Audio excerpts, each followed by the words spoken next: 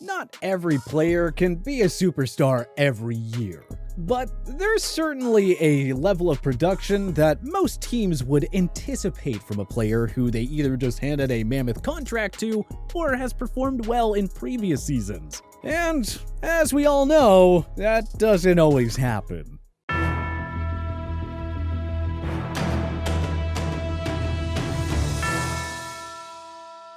Well, the 2021 NFL regular season is in the books. As is the case every season, players from all 32 teams entered the season with certain expectations. Many players met or even exceeded those expectations, but not the guys on this list. Here's a dive into every NFL team's most disappointing player from the 2021 season. Arizona Cardinals, Isaiah Simmons. After enduring a mostly unproductive rookie year, Simmons was expected to emerge as a star on Arizona's defense. Or not. Simmons was a non-factor throughout the year. PFF graded him at a very low 50.3. He only had 1.5 sacks and allowed a 70.6 completion percentage when targeted, according to Pro Football Reference. He played 92% of Arizona's defensive snaps in 2021, a big increase from the 32% in 2020, but it's not as if Simmons earned that extra playing time.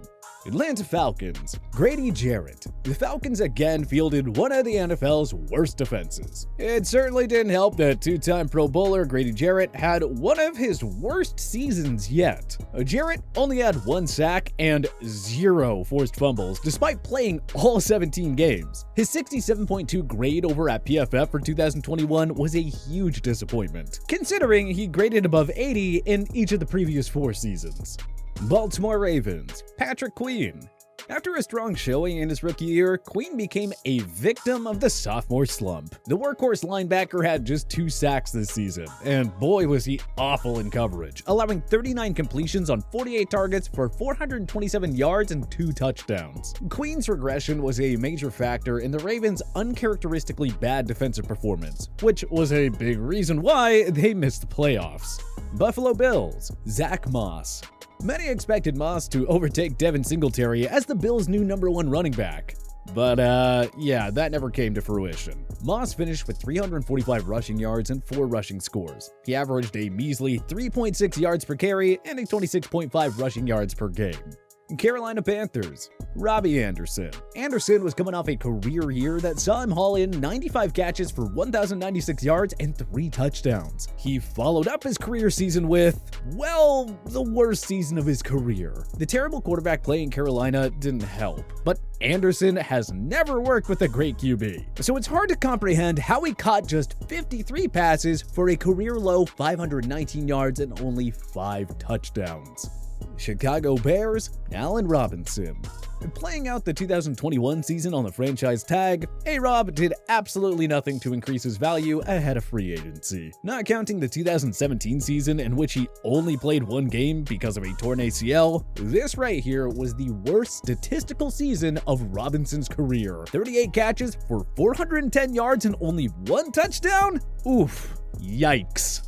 Cincinnati Bengals, Jessie Bates III. Like Robbie Anderson, Bates failed to build off a career year, even though his Bengals claimed the AFC North crown. Bates only had 1 interception on the season and allowed 36 completions on 45 targets for 438 yards and a pair of touchdowns. When targeted, Bates allowed a 122.0 passer rating, which means he basically made quarterbacks look elite whenever they threw in his direction. Oh, and he didn't record a sack either. Cleveland Browns, Baker Mayfield. Credit Mayfield for trying to play through a bad shoulder injury throughout the year, but the Browns needed better from him in his 4th season. The former 1st overall pick was one of the NFL's worst quarterbacks of 2021, with a horrid QB rating of 35.3. He threw game-sealing interceptions against the Kansas City Chiefs in Week 1 and against the Green Bay Packers in Week 16. It was so bad that we can't even guarantee he'll still be the starter in Cleveland once the 2022 season rolls around. Dallas Cowboys. Connor Williams. The Cowboys again boasted one of the NFL's elite offensive lines in 2021, and it led to an easy NFC East Division title. That said, standout guard Connor Williams will want to bury much of his 2021 film. Though he only allowed 1 sack during the regular season, according to PFF, Williams was penalized 15 times. That right there is a major increase from the 4 penalties he took in 2020. That just cannot happen at the NFL level.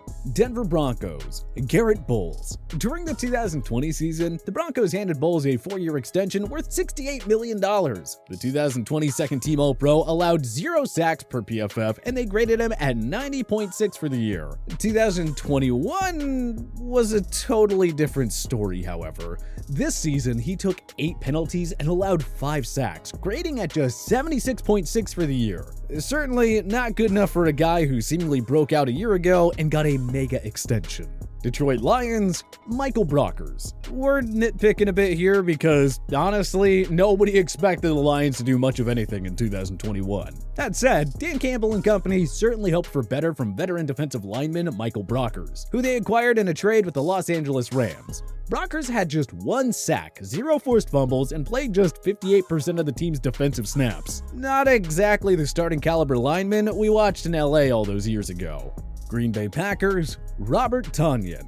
Tonyan emerged as one of the NFL's elite red zone weapons in 2020, hauling in 11 touchdown receptions on the year. But even before he unfortunately suffered a season-ending ACL tear, Tonyan just wasn't much of a factor in Green Bay's offense this season. In 8 games, Tonyan caught just 18 passes and only had 2 touchdowns. A far drop-off from what we saw a year ago, which is not ideal considering that he's entering the free agent market this offseason.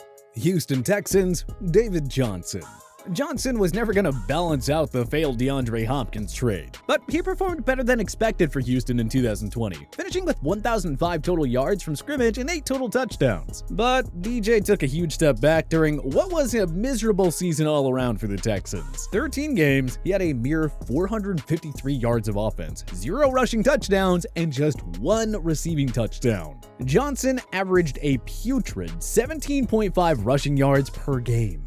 Indianapolis Colts, Zack Pascal. Michael Pittman Jr.'s breakout year wasn't enough for a Colts offense that largely struggled in the passing game this year. T.Y. Hilton continued to regress, and 4th-year wideout Zack Pascal disappointed following back-to-back 40-catch, 600-yard seasons. Pascal hauled in only 38 catches for 384 yards and 3 touchdowns in 2021. Even with Hilton and Paris Campbell missing large chunks of the season, he barely caught more than half of his targets, too. Jacksonville Jaguars, Trevor Lawrence. No, Lawrence wasn't the problem in Jacksonville. Urban Meyer was a disaster, the O-line stunk, and boy, there was a big-time lack of playmakers around T-Law. Still, we expected more from him than a 59.6 completion percentage, 12 touchdowns, and 17 picks. Only Sam Darnold, Justin Fields, and Zach Wilson had a lower quarterback rating than Lawrence's 33.6. Kansas City Chiefs, Orlando Brown Jr. After a miserable outing in the Super Bowl last year, Casey spent valuable money and draft capital to fix the offensive line. The project was mostly a success, thanks to rookie stalwarts Creed Humphrey and Trey Smith, and free agent pickup Joe Thuney. But that said, Casey probably expected better from Orlando Brown Jr., the superstar offensive tackle they acquired in a trade with the Ravens last offseason. Brown had a solid 75.1 grade, but PFF also had him down for 7 penalties and 4 sacks allowed. Kansas City gave up 4 draft picks, including their 2021 first, to get Brown. They were probably looking for a Pro Bowl season to justify that high price tag, and they didn't quite get it from him. Las Vegas Raiders, Clelin Ferrell. 2021 was a make-or-break year for the number 4 selection of the 2021 draft, and break he did. Ferrell had 1.5 sacks, 0 turnovers, a horrid 45.0 grade from PFF, and he played just 24% of the Raiders' defensive snaps. Yeah, you can officially chalk him up as a draft bust, folks. Los Angeles Chargers, Chris Harris Jr. The Chargers were harshly reminded that Harris is way past his all-pro form. He was a major liability in the secondary this season, allowing a 60% completion percentage when targeted and a passer rating of 93.4. Harris took a costly, albeit controversial defensive PI penalty that led to a touchdown in the Chargers' must-win Week 18 contest against the Raiders. And he was later target on a fourth quarter touchdown. Simply put, he didn't show up when the Bolts needed him the most. Los Angeles Rams, Deshaun Jackson. Jackson was supposed to add another element to Sean McVay's potent passing attack that added Matthew Stafford. But the former Pro Bowler lasted just 7 games in La La Land, catching only 8 passes for 221 yards and 1 touchdown. The two sides mutually parted ways midseason as Jackson was released and wound up joining the Raiders. Miami Dolphins, Devante Parker.